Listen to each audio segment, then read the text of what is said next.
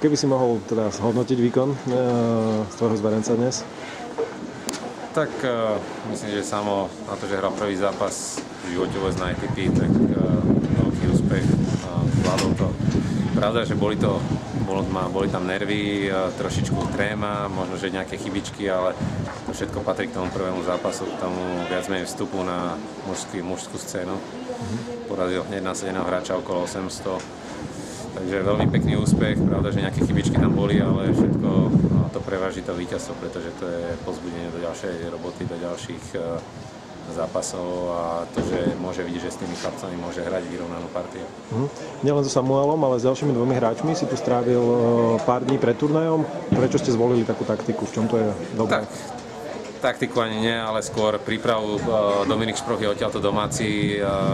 Trénovali sme predtým nejaké týždne v Bratislave a myslím si, že každý potreboval trošku zmenu v prostredí, aby tam tá mentálna sila a tá koncentrácia tam ostala, pretože stále trénovať na jednom mieste je dosť únavné, hlavne psychicky. Pomohlo nám to, chlapci natrénovali, myslím, že celkom dobré dávky tu, hrali pekne na tréningoch, u sama sa to už prejavilo v zápase.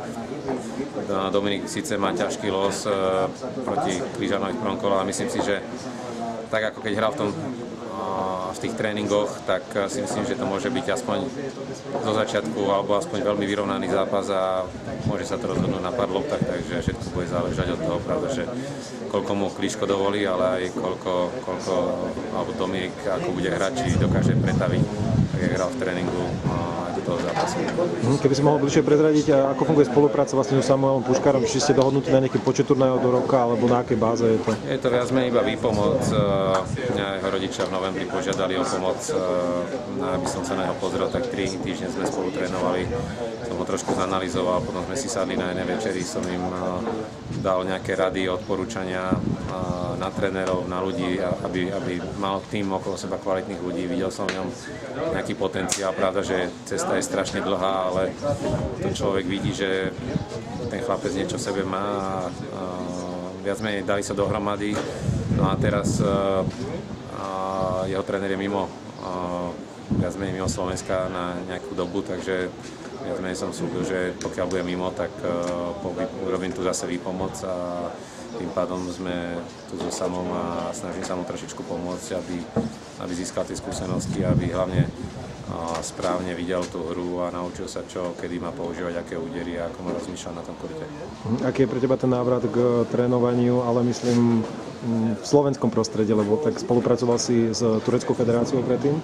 Tak ja si myslím, že nie je to pre mňa nejaký rozdiel. Rozdiel je akurát v tom, že konečne ma niekto na Slovensku oslovil, pretože doteraz ma nikto nikdy neoslovil. Možno, že ľudia sa trošku boja alebo nevedia, čo majú od toho očakávať. Ja veľmi rád každému pomôžem, keď niekto osloví. Puškárovci boli prví a naozaj, ako je vidieť, keď som potom ho zaanalizoval a dal mu tie odporúčania, oni sa ich držali, tak tie výsledky prišli. Samo je čerstvý majster Slovenska, ktorý vyhral viac menej ako 9. nasadený, bez straty setu. Urobil obrovský progres, či už na nohách alebo vo svojej hre. Bol vo finále medzinárodného turnaja ITF juniorov v Trnave. Teraz vyhral svoj prvý zápas na ATP a to oproti roku minulému, keď sme v novembri prvýkrát trénovali. To dá sa povedať, že to je tak obrovský pokrok, že tam sa to, keď to porovnám s dnešným dňom, že to sa nedalo nazvať tenisom, či už pohybovo alebo úderovo. Tam proste je úplne iný hráč a úplne iný človek.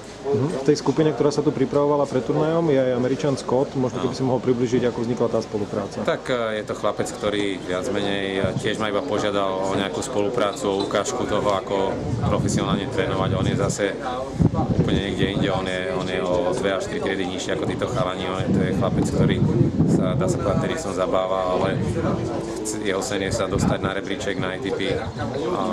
No a doteraz nemal ani tú možnosť, alebo respektíve ani nevidel tú profesionalitu toho trénovania, takže vôbec nemal skúsenosti a dohodli sme sa, najprv mal prísť s trénerom na pár týždňov. Tréner mu to nakoniec odriekol a tak som mu slúbil, že teda, keď už sme sa dohodli, že nech príde, že mu pomôžem. No a viac menej moja úloha je mu ukázať ako sa správne, profesionálne trénuje, aké sú zásady trénovania, ako by mal vyzerať plánovanie dňa, plánovanie tréningov, čo kedy by sa malo trénovať, aká je postupnosť týchto vecí. A potom, keď pôjde domov, tak viac menej, aby vedel, ako sa zariadiť a ako tieto veci fungujú. Takže je to naučenie trošku toho režimu, toho správneho štýlu toho trénovania, aby sa zlepšila a nakoniec jedného dňa možno, že naozaj ten bod získal a dostal sa na ten ATP ranking. Ešte posledná otázka. Ako sa cítiš tu v tomto prostredí popradskom na Challengeri, lebo si bol dlhé roky riaditeľom turnaja v Trnave a teraz si sa tu ocitol ako tréner v Poprade. Tak, je to pekné, som tu prvýkrát na tom Challengeri.